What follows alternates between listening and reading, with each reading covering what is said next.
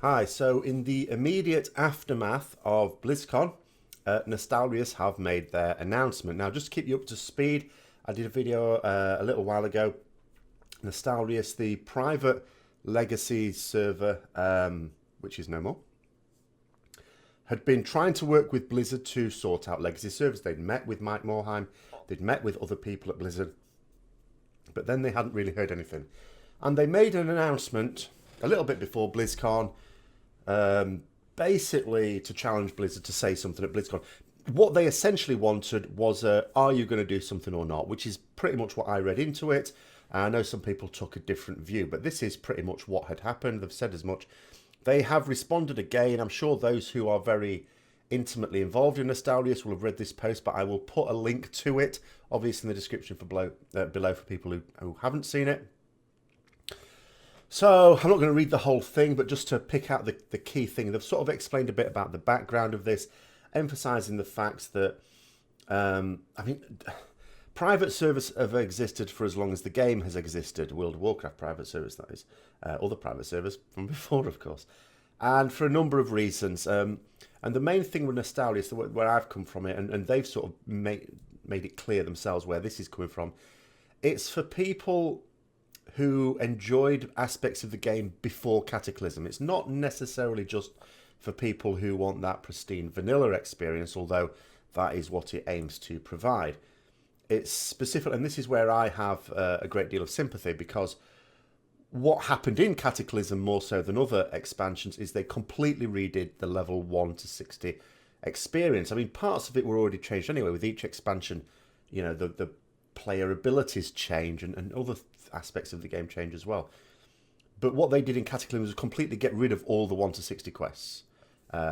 Completely. And I don't like the new ones. It also doesn't make sense to me, from a chronological point of view, to have the 1 to 60 content taking place at a time in the overall timeline after the 70 to 80 content, or even 60 to 80 content, sorry.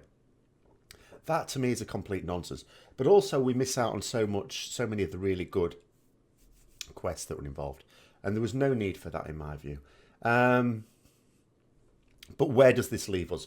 So what they say in this post is they went to Blizzard, they discussed what they had, and then they also, when they weren't getting very far, or they didn't feel they were getting very far, they thought to themselves, as I've said in videos, is you cannot have members of the World of Warcraft team working on legacy servers. They know that, because it's going to distract them from their current stuff, and they know that the WoW team doesn't have that slack.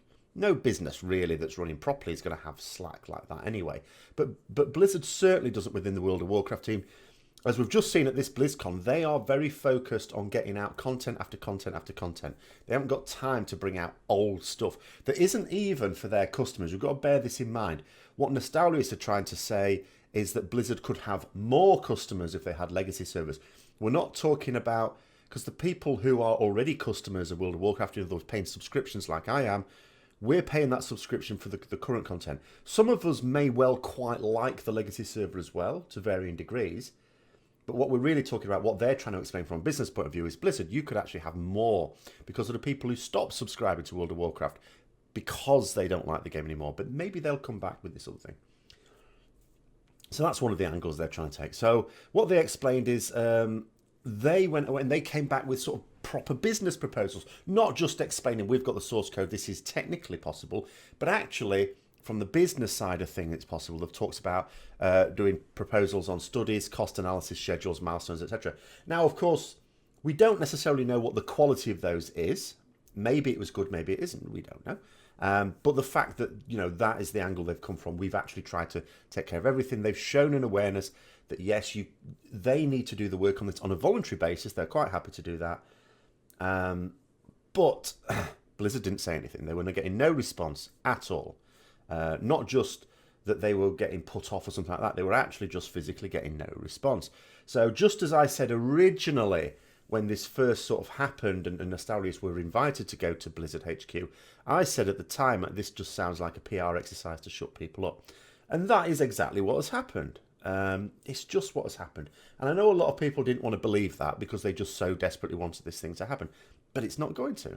It's just not going to. And now Nostalrius are accepting this. That's why they made their post before BlizzCon to force Blizzard to say something. And they did say something. It got a response. The response was, although it was a response of trying to put it off, it was essentially a response we can see of, no, not happening. So then Nostalrius says, well, we're going to say something if they don't say anything at BlizzCon. So now BlizzCon's over, they're saying what they're saying. It's not that Nostalrius are coming back. So if people were thinking Nostalrius are going to come back, it's not. They're not going to do that. Why? You've got to bear in mind, they can't come back. The reason that caused them to stop in the first place is still there. Because remember, they hadn't been taken to court or anything. That may well have been what would have happened, but that's not what happened. At the time it was very confused because they were saying on the one hand financial issues and then on the other hand this threat of legal action from Blizzard. But whatever the reason, they actually did close down, and they gave two. It might have been a combination of both. They did stop. So what are they going to do? What they've said they're going to do is to provide their 6 years worth of work to the public, their source code. They're going to initially hand it over to another private server called Elysium, which, of course, some of you who are playing on these servers may well be familiar with. If nothing else, it will put Elysium in the spotlight, and quite what that will mean for those servers, I don't know. That's just open to massive amounts of speculation. We'll just see. But the upshot is, it's that Nostalrius aren't... They did say some of the people that worked on this at Nostalrius are already working at Elysium anyway. And then what they've said is, so there's going to be that continued collaboration there, and they're going to open out the source code to the general public as well as the documentation that goes to it. I'll read this bit towards the end. So blah, blah, blah. Source code and documentation will be released to the public. Goal is to have the same user-friendly development package as we did for our Burning Crusade project. All of this to help developers who want to work in the gaming industry later understanding how a server actually works. As Nostalrius server backbone can be considered as one of the rare production servers of that scale to become available. The purpose of this will still remain mainly educational in nature. So what they're now seeing as their legacy, if you pardon the pun, is that they're opening up this source code for would-be developers, game developers, to be able to see how this sort of thing works if they have any ambitions to work in the game industry later on.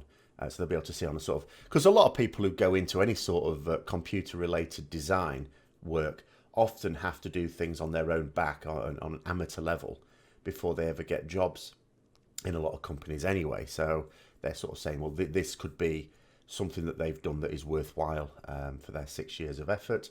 But in terms of what it means for legacy servers, it's quite clear what it means. It's been quite clear for some time. The only way to go onto these is onto private servers, and of course we know some people are really positive about private servers, but of course one of the big downsides is that it's always at risk. So the character you might spend some time developing and building up and all the rest of it at any time could disappear. The server might stop or for whatever reason. So that's always going to be there. You're always going to be sort of operating outside of the rules on that one. And ultimately, that's where it ends. So that is the end of Nostalrius. As I say, some of the people are going to go and help out with Elysium. And as I say, open it out to the public, and that'll be where that one ends. So if you were looking forward to legacy servers appearing with World of Warcraft, even if Blizzard were seriously considering it, which I'll be honest, I doubt very, very much. I don't even think they were thinking of coming back to it in a year or two's time, which is possible, but I don't think they were. This sort of scuppers it, because this is a big thumb in the nose. Because in theory, what they could have done here is they could have just provided that source code anyway on the quiet without making a big fuss about it. But they've gone this way. I think what they want to do is draw a line under it. These are obviously talented people who've got their own other projects they want to move on to and go with. And they just want to draw a line under it. And the ones who want to continue with it are the ones who presumably are helping out with the Elysium server, and maybe some others, I don't know. So that's where it ends there. I can't imagine there'd be another update video I'd need to do on this one now, because as far as I know, this sort of is where it ends on that one. So thanks very much for watching. Comments down below as usual, and I'll see you later.